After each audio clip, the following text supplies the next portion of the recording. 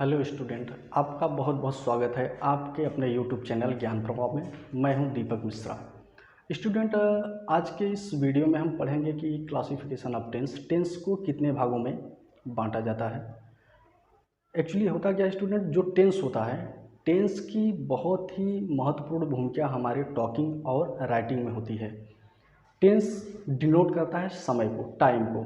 देखो, एक्चुअली हम सब ये जानते हैं कि समय जो होता है वो केवल 3 भागों में ही डिवाइड होता है। या तो भूतकाल, पास्ट में हो, या तो वर्तमान काल, प्रेजेंट में हो, या तो भविष्यकाल, फ्यूचर में हो। तो हम देखते हैं स्टूडेंट, टेंस का हिंदी होता है काल या समय। ये हमें सीधे ही प्रदर्शित कर दे रहा है कि टेंस जो होता है, इसकी सारी भूमिका, जो पॉइंट इसका है, मेन उद्देश्य है, वो हमें समय के ऊपर लेके जाता है। अगर हम देखें टेंस को, अगर इसका डिफिनेशन देखते हैं तो जिससे समय का बोध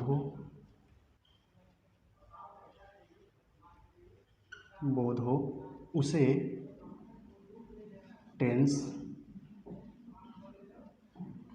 अर्थात काल या समय कहते हैं। अब टेंस को देखो स्टूडेंट, हम 3 भागों में ही डिवाइड करते हैं, क्योंकि ये 3 ही है, चौथा हो नहीं सकता। कौन कौन सा है टेंस को, ऐसे हम ले लेते हैं यहाँ से।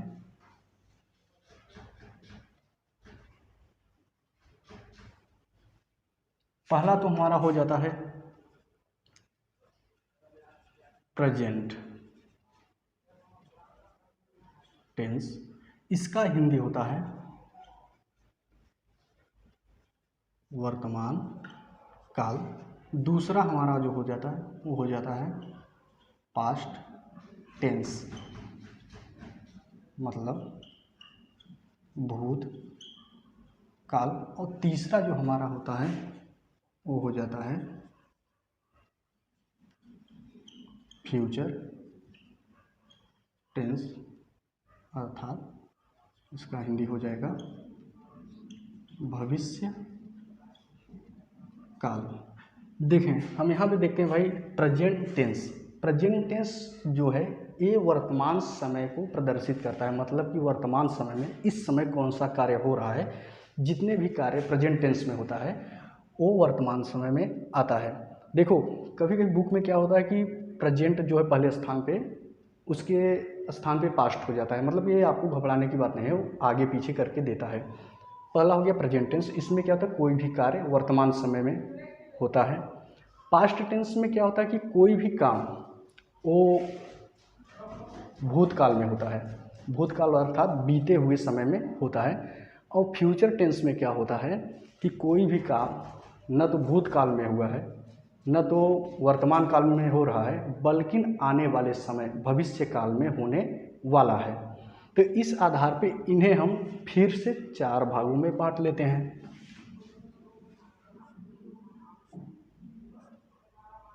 पहला हो गया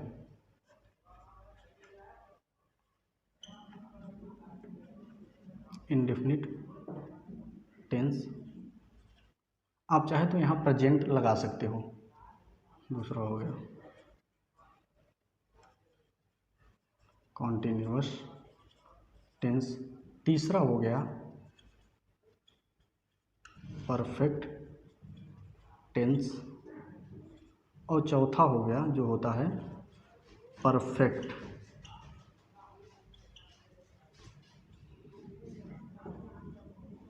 कॉन्टिन्यूअस टेंस। यही चारों पास्ट में भी होते हैं और फ्यूचर में भी होते हैं। इनका केवल पहचान अलग होता है, हेल्पिंग वर्ब यूज करने का तरीका अलग होता है, वर्ब का फॉर्म यूज करने का तरीका अलग होता है। रहते हैं ये चारों इसमें। जैसे प्रेजेंट इंडेफिनिट लेंगे तो present indefinite, present continuous, present perfect tense और प्रेजेंट परफेक्ट कॉन्टिन्यूस टेंस। ऐसे पास्ट में भी हो जाता है, past indefinite tense, past continuous tense, past perfect tense, past perfect continuous tense. और सेम ऐसे फ्यूचर में होता है, future indefinite tense, future continuous tense, future perfect tense और फ्यूचर परफेक्ट कॉन्टिन्यूस टेंस। अब यहाँ पे स्टूडेंट हम समझेंगे कि इंडेफिनिट का मतलब क्या होता है, इसे केवल यही चीज़ हमें समझना है। इंडेफिनिट का अगर हम हिंदी देखें तो होता है अनिश्चित, और टेंस मीन्स होता है समय, काल, काल या और करके समय।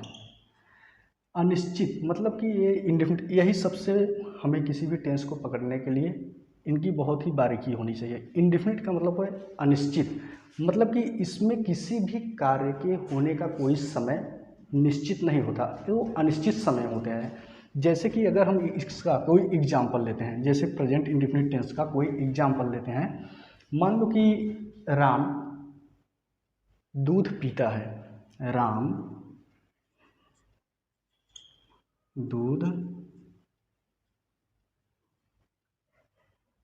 पीता है, राम दूध, सॉरी यहाँ पे बड़ी रहेगी, राम दूध पीता है। तो देखो यहाँ पे ये बात तो सत्य है, देखो भाई ये तो बात ठीक है, राम दूध पीता है, लेकिन कब पीता है ये कोई निश्चित समय इसका नहीं है, ये वर्तमान समय में।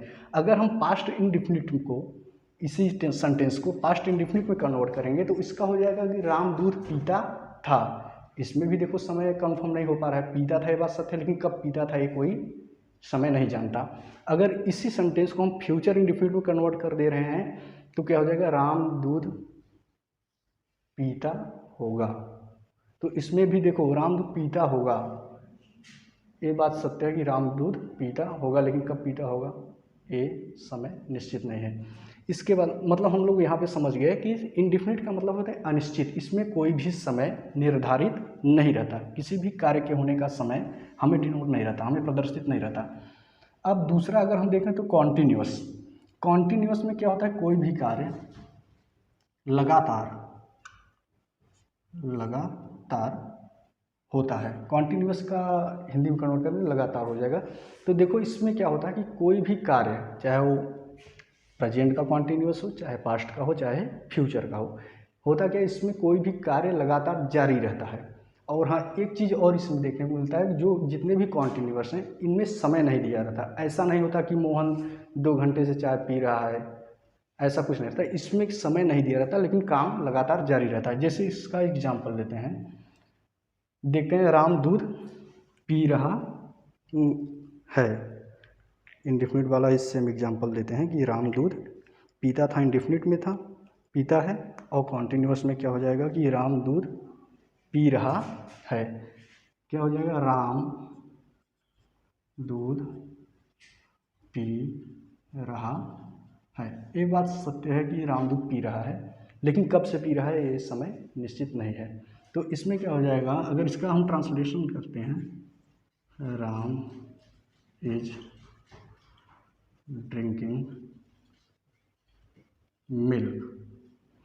अब इसी वाक्य को अगर हम पास्ट के कॉन्टिन्यूअस में ले जाएंगे तो इसका हो जाएगा कि राम दूध पी रहा था, और फ्यूचर के टेंस में अगर इसी सेंटेंस को कन्वर्ट करेंगे फ्यूचर कॉन्टिन्यूअस में तो हो जाएगा कि राम दूध पी रहा होगा। तो हम लोग यहाँ स्टूडेंट समझ गए कि कॉन्टिन्यूअस में किसी भी कार्य को हमेशा लगातार वो जारी रहता है, और जारी रहने का समय नहीं दिया रहता।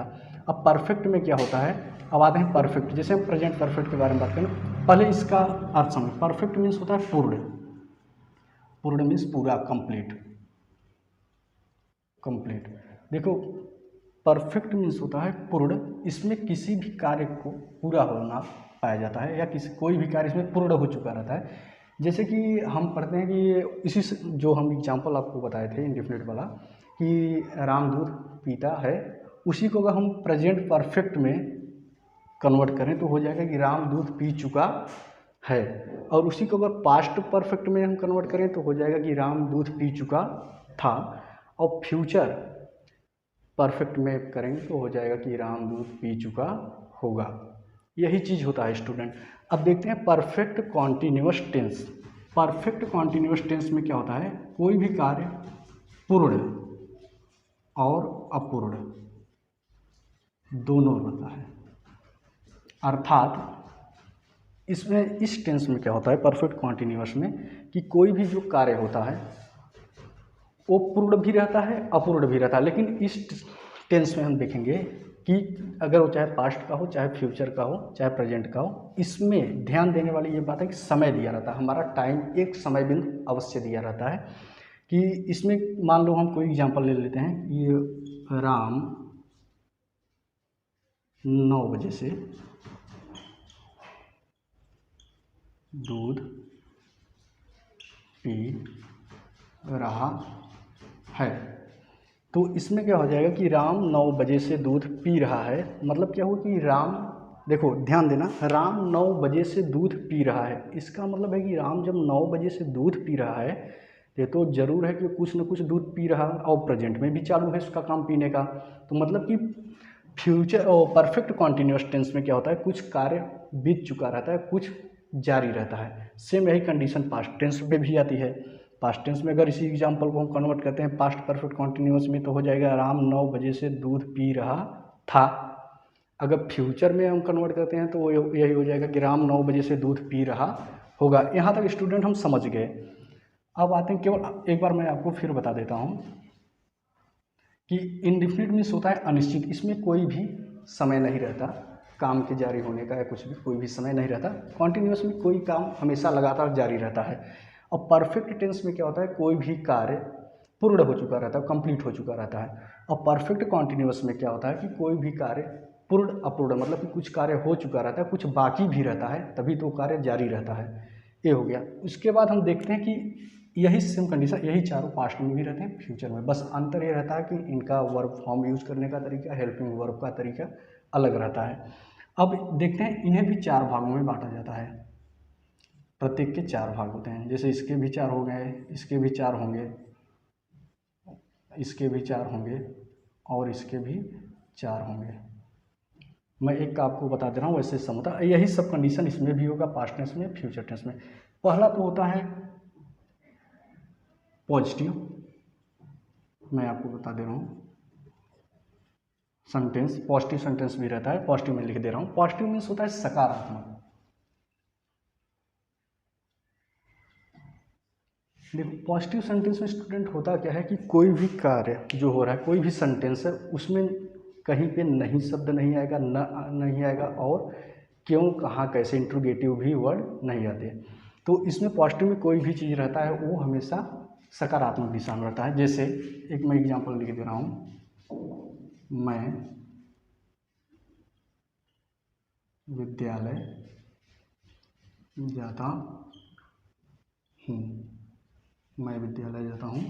अगर इससे हम ट्रांसलेट कर सकते हैं, आई गो टू स्कूल। हम समझ गए पॉजिटिव में एकदम सिंपल वाक्य रहता है। सिंपल मतलब इसमें नहीं, क्यों, कहाँ, कैसे, ये सब कुछ नहीं रहता, बिल्कुल सिंपल रहता है। वो पॉजिटिव सकारात्मक विचार हमें शो करता है। उसके बाद आता है निगेटिव। निगेटिव मीन्स होता है नकारात्मक। इसमें याद रखना है नकारात्मक। नकारात्मक में क्या होता है, ऐसे सेंटेंस में नहीं शब्द जरूर रहता है, निगेटिव वर्ड जरूर रहता है। जैसे अगर इसी एग्जांपल को हम निगेटिव में लेते हैं, तो मैं विद्यालय नहीं जाता हूँ, आई डू नॉट, डोंट भी कर सकते हो, I do not go to school. अब आता है इसके बाद जो तीसरा रहता है, ऐसे हम समझ लें, पहला ये हो गया, दूसरा ये हो गया, तीसरा मान लो इसका ले लेते हैं। तीसरे में क्या होगा, इंट्रोगेटिव।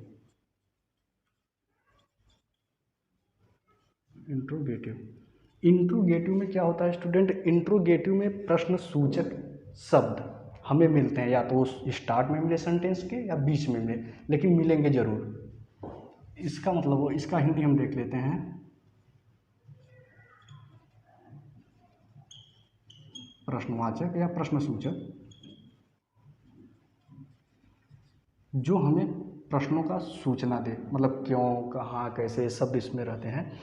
जैसे कि इसी सेंटेंस को हम इसको ट्रांसलेट करते हैं इंट्रोगेटिव में, प्रेजेंट इंडेफिनिट के इंट्रोगेटिव में इसे हम दो प्रकार से लिख सकते हैं। एक तो देखो इंट्रोगेटिव जो शब्द होते हैं, सेंटेंस होते हैं, ये दो प्रकार के होते हैं। एक तो क्या से होता है स्टार्ट, जो भी सेंटेंस क्या से हो स्टार्ट हो तो उसका मैक्सिमम आंसर, मैक्सिमम मतलब 99.9% हम समझ सकते हैं या पूरा समझ सकते हैं यस या नो में। जैसे मैंने आपसे पूछा क्या तुम विद्यालय जाते हो, तो आप उस पर डिस्कशन नहीं करेंगे, आप सीधे बताएंगे अगर जाते होंगे हाँ, नहीं जाते हैं तो नहीं। लेकिन अगर मैंने आपसे पूछा अगर उसी प्रश्न सूचक शब्द को या किसी भी प्रश्न सूचक शब्द क्या को छोड़कर, क्योंकि क्या हमेशा स्टार्ट में ही आता है और उसका आंसर यस या नो में ही देना पड़ता है, लेकिन मैं दूसरा जैसे क्यों जो है प्रश्न सूचक शब्द मैंने अगर डाल के बीच में सेंटेंस से आपसे पूछा कि तुम विद्यालय क्यों जाते हो, तो आप इसका आंसर यस या नो में नहीं देंगे, आप मुझे उसका व्याख्या करके बताएंगे कि मैं पढ़ने के लिए विद्यालय जाता हूँ, कुछ सीखने के लिए विद्यालय जाता हूँ, ऐसे देंगे। तो इंट्रोगेटिव सेंटेंस जैसे मैं यहाँ लिख दे रहा हूँ क्या वाला, हिंदी नहीं लिख रहा हूँ, सीधा ट्रांसलेशन कर दे रहा हूँ। यहाँ पे अगर मैं क्या लगा दिया, क्या मैं विद्यालय जाता हूँ, तो हो जाएगा do I go to school. और इंट्रोगेटिव सेंटेंस में लास्ट में इंट्रोगेटिव प्रश्न सूचक चिन्ह जो होता है उसे अवश्य लगाते हैं। लेकिन अगर मैं यहाँ लिख दिया क्या को हटा के कि मैं विद्यालय क्यों जाता हूँ, तो मुझे इस शब्द का व्याख्या स्टार्ट में ही करना पड़ेगा। Why do I go to school.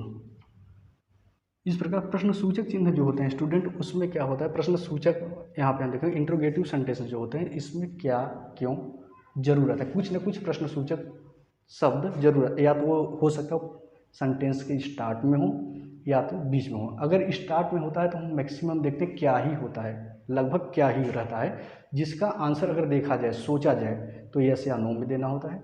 अगर हम क्यों कहाँ कैसे ये सब आता है बीच में, याद रखना क्यों कहाँ कैसे किसने किसको, ये सब जितने भी प्रश्न सूचक शब्द हैं ये हमेशा वाक्य के बीच में ही आते हैं और इनका व्याख्या हमें करना ही पड़ता है। अब आते हैं हम ये हो गया पॉजिटिव नेगेटिव इंट्रोगेटिव। देखो बुक्स में क्या रहता है पॉजिटिव नेगेटिव इंट्रोगेटिव, और इंट्रोगेटिव नेगेटिव भी एक होता है। अगर हम चौथा यहाँ से ले लें, मान लीजिए चौथा इंट्रोगेटिव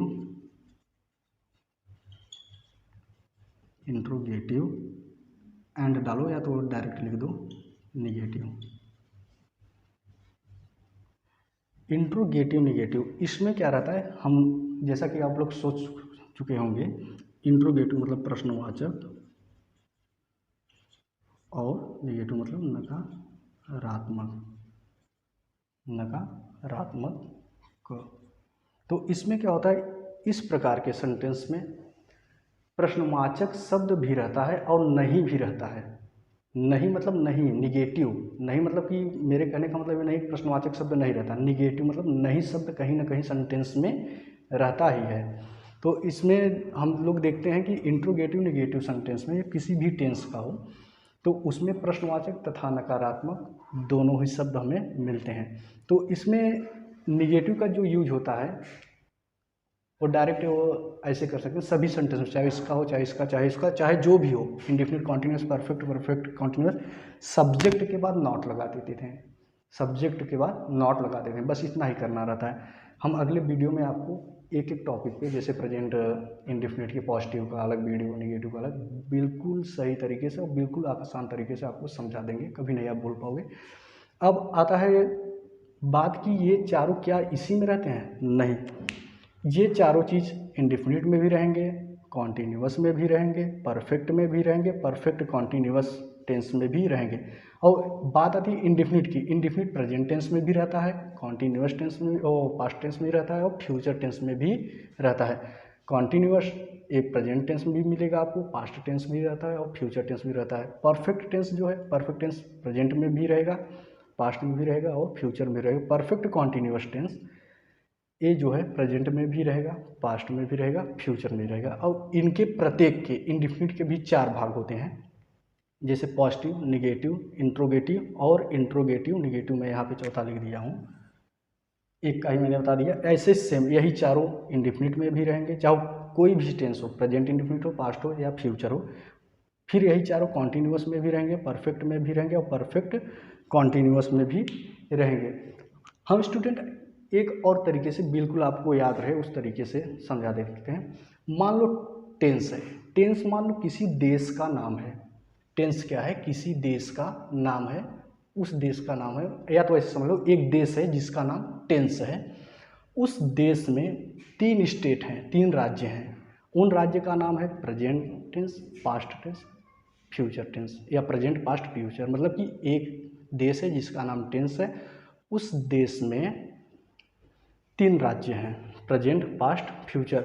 फिर उन 3 राज्यों में 4 मंडल है, प्रत्येक राज्य में 4 मंडल है। इंडेफिनिट मंडल, कॉन्टीन्यूअस मंडल, परफेक्ट मंडल और परफेक्ट कॉन्टीन्यूअस मंडल। फिर इन प्रत्येक मंडल में 4 जिले हैं, positive, negative, interrogative, interrogative, negative. आप समझ गए होंगे। टेंस मान लो एक देश का नाम है, इस देश में 3 राज्य हैं, प्रेजेंट पास्ट फ्यूचर, और इन प्रत्येक राज्य में, इन प्रत्येक स्टेट में, every state in present 3 mandals, मतलब कि 4 मंडल्स। इन प्रत्येक राज्य में 4 मंडल हैं। पहला क्या है? इंडेफिनिट मंडल हो गया, कॉन्टीन्यूअस मंडल हो गया, परफेक्ट मंडल हो गया, परफेक्ट कॉन्टीन्यूअस। तब पास्ट वाले स्टेट में आएंगे, पास्ट वाले राज्य में, उसमें भी हमें 4 मंडल हैं। कौन से? Indefinite, continuous, perfect, perfect continuous मंडल। और फ्यूचर वाले में भी सेम ऐसा होगा। मंडल के बाद इन प्रत्येक मंडलों में भी 4 डिस्ट्रिक्ट है, मतलब कि 4 डिस्ट्रिक्ट को मिला के एक मंडल यहाँ पे बनाया गया है। सब 4-4 का रेशियो है।